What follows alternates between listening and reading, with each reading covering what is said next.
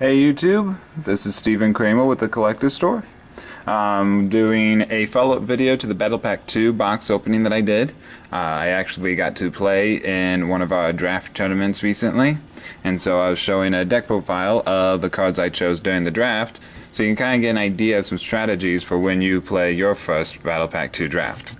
First we're going to go through the monsters here. Guardian Angel Joan. Very good card, saved me many times. It's an 8-star monster that every time it destroys a monster by battle, you gain life points equal to the original attack of the destroyed monster. 2800 attack, 2000 defense. She was extremely useful, helped me come back from having only 1000 life points left back to 8000, and just a great beat stick. The next card that really helped me, which I was surprised about, was Fortress Warrior. That was forced upon me in the draft in a last pack, but actually ended up being one of the most useful cards in my deck.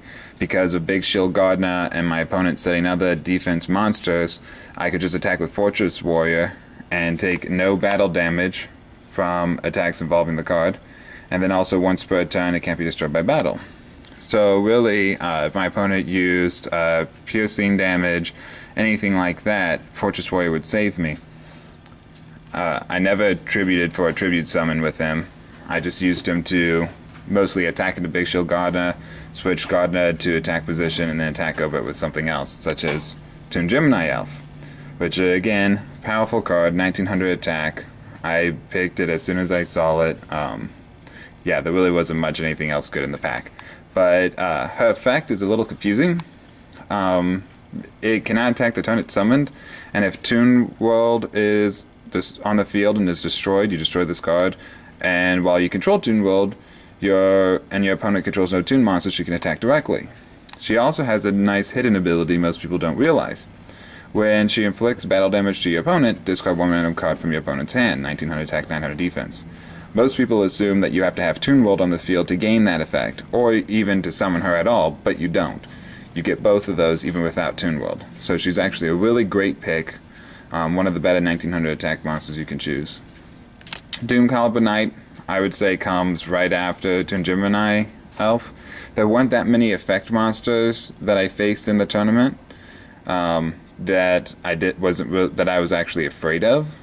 Probably the biggest interference I faced was Metal Reflex Slime, a trap card that produces a 3000 defense monster, which doesn't have an effect. So Doom Caliber Knight really wasn't that great. It was just a great 1900 attack monster that can attack the turn it's summoned.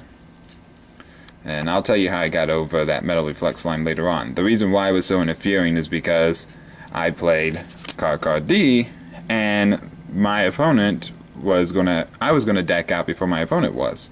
So you got to be careful when you play cards like Card D and Cyber Valley, which both allow you to draw cards. If you know you can defeat your opponent or you want to rush them, they're great. Tora Bus from the Underworld helped with recovering my deck size, so that was nice. Card Trooper was absolutely useless. Because there's so few cards in the deck, I would mill the good cards I needed if I ever used this effect. And also it would make it more likely I was going to deck out. Plus, after his effect is over, they would swing over him really easily. So he was kind of useless in the tournament.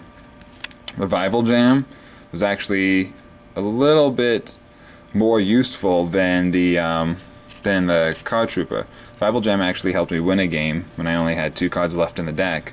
The reason why the Card Trooper is still better than Revival Jam is because I could at least set the Card Trooper just to draw a card. Revival Jam, you have to pay life points to bring him back. Still a great card though, if you end up getting an Egyptian God card or something like that, which I didn't. Cyber Dragon, overall great card.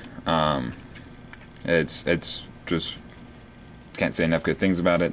Winged Rhinos, again, great card. It was really good to be able to bounce him back when my opponent would try to activate a trap card on me. Didn't happen that often. In fact, I bounced him back after activating my own trap card instead, just to avoid decking out, which I'll explain more later. For my spells, Star Blast, which I advertised in the box break video, is probably one of the most amazing cards. and I was right. It was. It allowed me to pay 1,500 life points to bring out Guardian Angel Joan, in case you don't remember. Star Blast was also useful for Cyber Dragon, but not so much. Basically, it was just a one-card combo with Guardian Angel Joan, but if I would have pulled more large monsters, it would have been more helpful. I know my opponents all had big monsters, which they could have really used a Star Blast. So I think I just got unlucky in that aspect, but because the deck sizes are so small and I had so much draw power, I was able to pull it off almost every game. Monster Reborn. Actually, I put this card second, only because it doesn't do me any good if I can't get any big monsters on the field, or if I can't kill my opponent's big monsters. It was actually very useless half the time. But if I pulled off Star Blast and Guardian Angel Joan, it was a great trump card. Just bring her back if they somehow get rid of her. Awesome. Malevolent Nuzzler, one of the best cards in the deck. Again, it gave my monster plus 700 attack, which I could equip to Guardian Joan and attack over the Metal Reflex Slime, or I would equip it to another monster and go for the win. Also, when it's sent from the field to the graveyard, you can pay 500 life points to return it to the top of your deck. So I actually equipped this to Ring Rhinos at one time, and I was about to deck out, so I activated my own trap card to bounce my Ring Rhinos back to my hand, and then pay 500 to put Malevolent Nuzzler back on top of my deck. And I would just keep cycling Malevolent Nuzzler all day. So it was very nice. Great way to prevent deck out. Shard of Greed, again, just draw power. It was somewhat useful. As for traps, Memory of the Adversary. By far the absolute best card ever in the draft. I would even say it's better than the Egyptian Gods, because this allows you to take the Egyptian Gods. When your opponent declares an attack, you can take damage equal to the attacking monster's attack, and if you do, banish that monster. During the end phase of your opponent's next turn, special summon that monster to your side of the field.